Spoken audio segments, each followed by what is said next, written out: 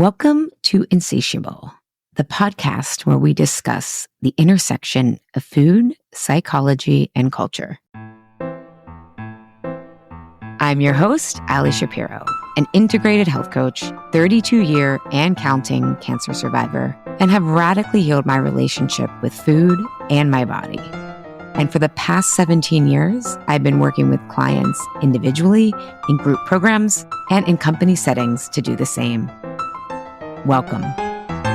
The information in this podcast should not be considered personal, individual, or medical advice. Hey, y'all. You know that I am all about us getting the education that we need for perimenopause, menopause, and aging. Did a whole season on it, and it's obviously been my own focus since going through early menopause a couple years ago. But I'm starting to notice something a little bit alarming in terms of what we're not talking about. I'm always like, what conversations aren't being had? So if you listen to Insatiable, or if you've been on Instagram and clicked on like one protein article, right? Or any one aging article, right? The algorithm has made you well aware of the physical effects of losing estrogen and progesterone hormones as you age, right? Most of us have heard about muscle loss and dry skin and shoulder issues that seem to be a rite of passage as we go through menopause. But what I don't hear talked about or emphasized enough is what these hormonal shifts mean for our stress and how this changes what works after the ballpark of 40. And the reason I find it so concerning is because I'm about efficiency and elegance, okay? One thing that happens as you age is you just got more on your plate, right? And usually less energy. So I get really frustrated when women are told to do more and more for their health, and it becomes a full-time job instead of like really looking at root causes, which gives us elegant solutions. And I'm also all about women not running down dead-end roads, because I don't know about all of you, but I don't have extra time, money, energy to be spending right now. And so back to why I want to really have this conversation, okay? So we hear all about these estrogen and progesterone and even testosterone drops as we age. But what we're not talking about is how these hormones provide a physiological stress buffer for cortisol you probably didn't know you had until it was gone. This also includes for emotional stress that you're used to just handling and moving on, right? This happened to me actually this past week.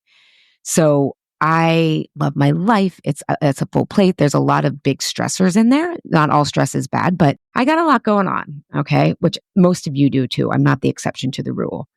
And I felt like I was really handling it. But you know what? I only slept through the night once this past week. And I do all the things, right? I'm eating a snack before bed. I lift. I get my sunlight. I take walks, right? And what was happening was, even though I was emotionally able to handle everything, my body was like, mm-mm-mm. And that's because as we age and these hormones drop more and more, it's now as if you start each day with a cortisol stress load of 3 instead of a 0, right? And let's think the scale only goes to 10. And this is if, like me, your nutrition, sleep, and lifting weights are dialed in, right? So this is 3. And again, these numbers are arbitrary, but I'm trying to give you a metaphor here.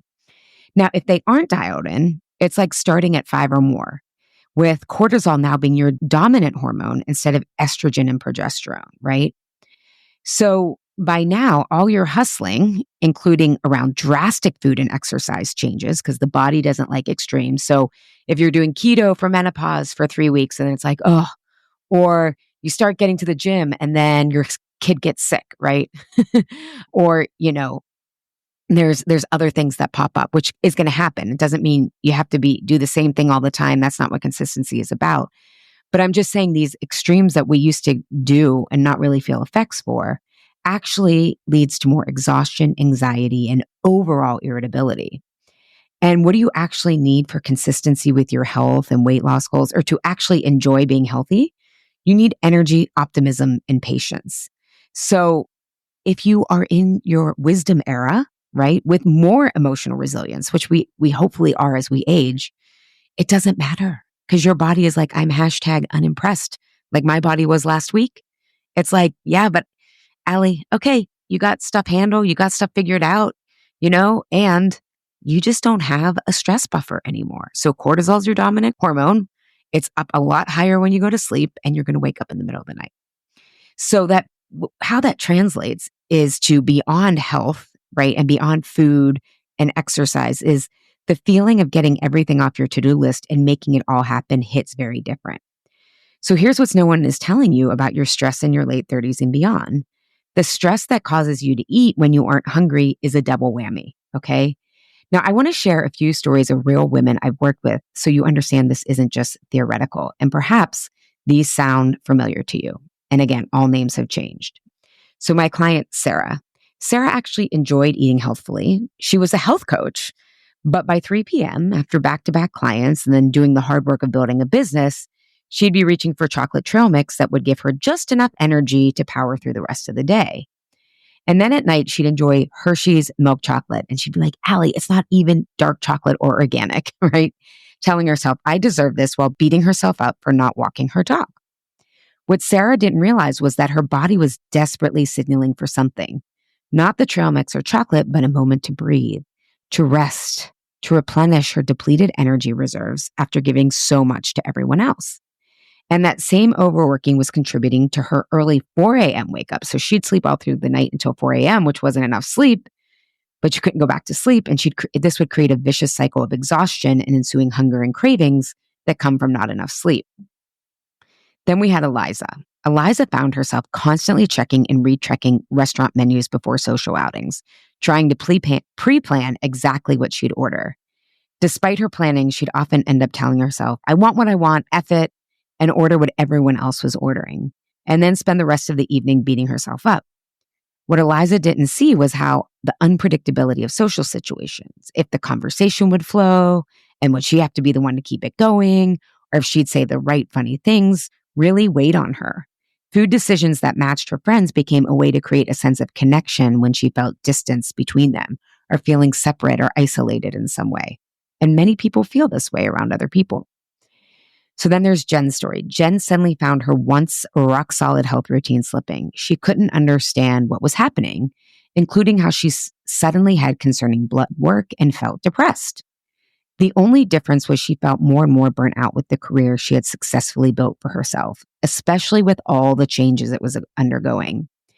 And when she looked around her office or thought of her friends, it seemed everyone else was fulfilled with their normal lives of work, home, repeat. And they didn't seem to be struggling health-wise either. What Jen couldn't see was how her shifting values and these comparisons were triggering deep feelings that she was wrong for feeling so burnt out and unfulfilled, and how food had become a comfort and confirmation of this belief. Then we have Kara. Kara had mastered healthy eating when alone, even when traveling alone. But at family, work, or social gatherings, she knew she was full, yet she would overeat in ways that left her uncomfortable. Once by herself, she'd feel disconnected from herself and her body composition and autoimmune management goals, wondering why she felt lost. Like, why did I lose all these healthy habits at the time?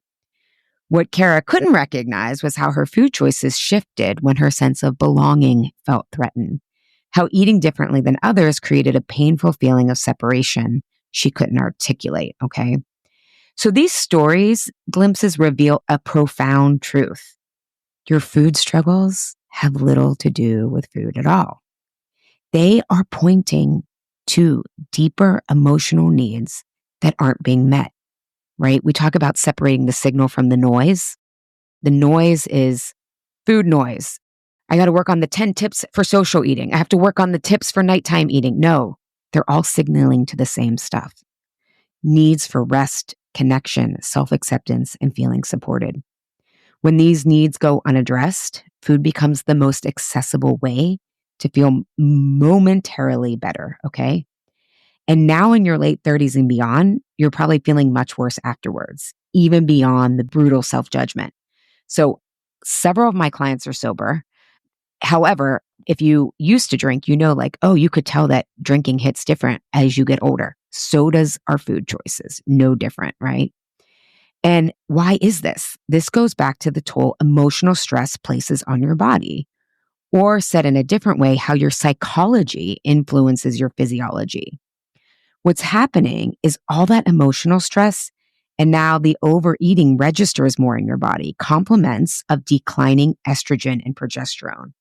And let me tell you, this is true even if you're on HRT, hormone replacement therapy, like me. That on again, off again relationship with food that you thought was mostly mental torture, your body has always registered both extremes of calorie restriction and calorie excess as an incoming famine. But now it registers it so much more, it's so much more of an intense physical threat, which means more hunger, more cravings, more fat storage, okay? And fat storage in our belly, which is where it can be dangerous. That not moving your body or doing extreme boot camps 5 times a week, both are taxing your system much more intensely, which means more anxiety, exhaustion, and trouble sleeping. That overfunctioning you were able to do in your 20s and 30s with that world is your oyster energy. The lack of rest and downtime means you are taken out by the inevitable midlife emotional reckoning that comes with shifting values. This emotional stress to me is the missing link in why women's health span, i.e. the quality of our lives, dramatically decreased 10 years post-menopause.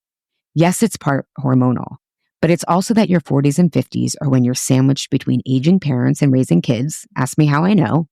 Your career is the most intense or full of change these days. Ask me how I know. And trying to get the medical support you need is a full-time job. Ask me how I know. All of this was happening last week for me. So you're not alone in these food struggles and wondering why what used to work no longer does. Stress isn't easily quantifiable like high cholesterol, but it doesn't mean it isn't real and impacting the quality and quantity of your life. In fact, I'd argue it's more important to start with the emotional stress because once you do that in the way I approach it, the physical habits like eating well, sleeping well, moving well, they more easily fall into place. So here's the deal, yo. You can see food challenges as a problem or a portal. Eater's choice. This isn't about more food rules or complicated meal plans. It's about uncovering what's really driving your food choices at the root so you can respond to your true needs instead of reaching for food as a substitute that hits very different after 35. Let's kill 2 birds with 1 stone, stress and stress eating. Your 40s, 50s, and beyond can be a portal, not just for losing weight, but for respecting your body and its physiological limits to feel healthy and great in your body and life. And I wanted to end with a real life client example. So while I was preparing for this episode, my client Ginny emailed me, and she started working with me around this time in 2023. Okay, so about 2 years ago. And she finished up with me around this time in 2024. And she had taken all my group programs. And for many of you listening, she was in exactly your boat, struggling with food. And she thought she needed like hundreds of different rules or plans, one for social eating, nighttime eating, 3 p.m. eating. No. All have the same root cause, which you're going to learn about in my upcoming Your Emotional Eating Blueprint, Why I'm Eating This Now course. I'm going to give you more details about that because it's going to be epic and I'm only running it once live in May. But first, you have to hear Ginny's amazing transformation story because we all love those. But this isn't a traditional before or after, okay? As I just said, you can see your food challenges as a problem or a portal. And Ginny chose to see them as a portal. And here's what she emailed me about 1 year out from when we stopped working together. And she's given me permission to share this.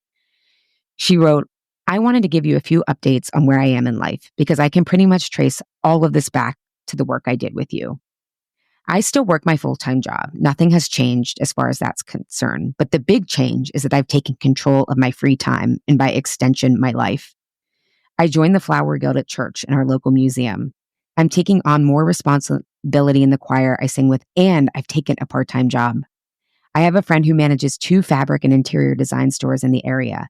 Because I've really gotten comfortable with what I'm capable of and understanding my commitments and limits, I reached out to him and asked for a job. I now work every week playing with beautiful fabrics and redoing the entire design of one of our 15,000 square foot stores. It is a dream. I've also been able to identify and act on a friendship that has been toxic and draining for years.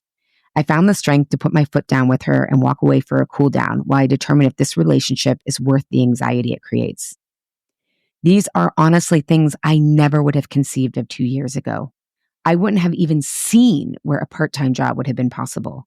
I wouldn't have dreamed that I'd have the courage to tell my friend to back off. I'm stronger, more self-reliant, and infinitely happier because of your work. Thank you from the bottom of my heart for helping me to learn who I am and to be really proud of her.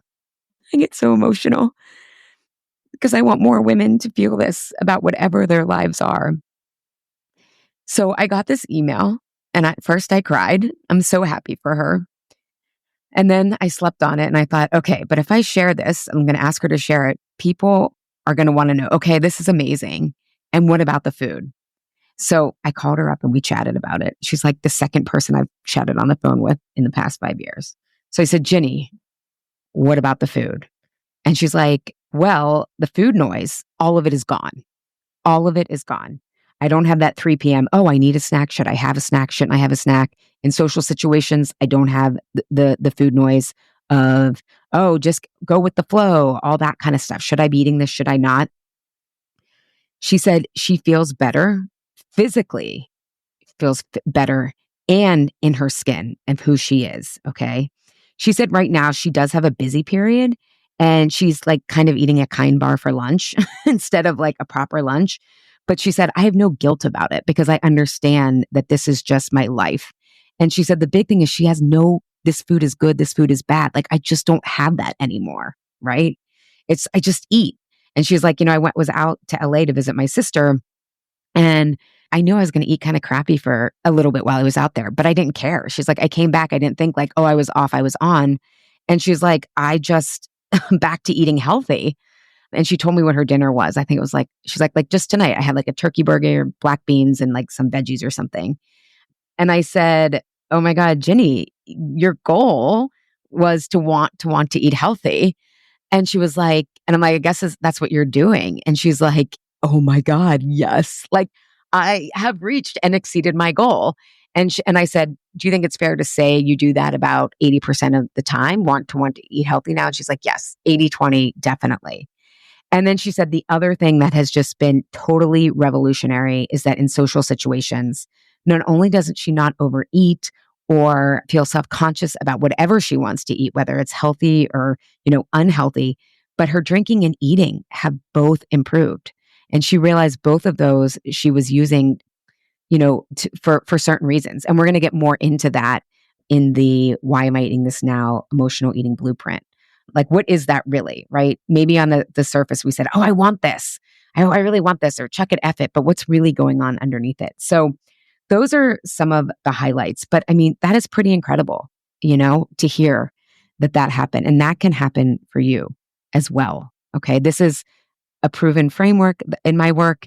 And we're going to really start to, in this, your emotional eating blueprint, Why Am I Eating This Now, that is going to run in May.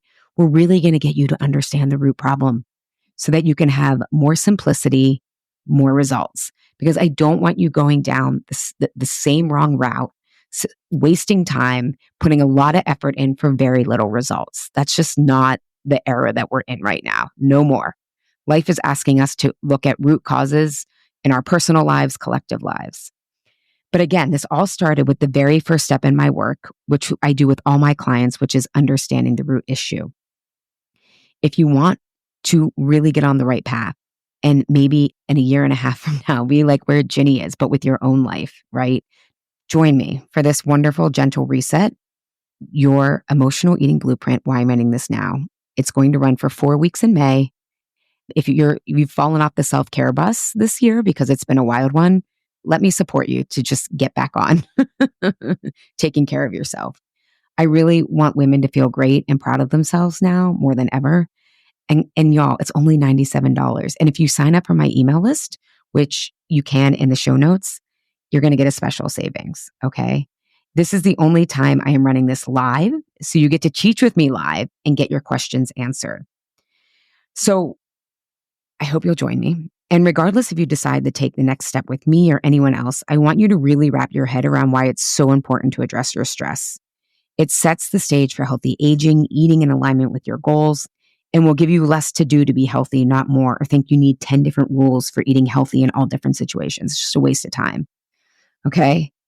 So I'm going to leave you with one question. The next time you find yourself reaching for food when you're not physically hungry, maybe after not nailing a work task and coming home for a sugar binge, try pausing and asking with genuine curiosity, Why does this make sense right now? Okay. Because there's some needs that aren't being met. Because solving this matters way beyond just how you look or stress management.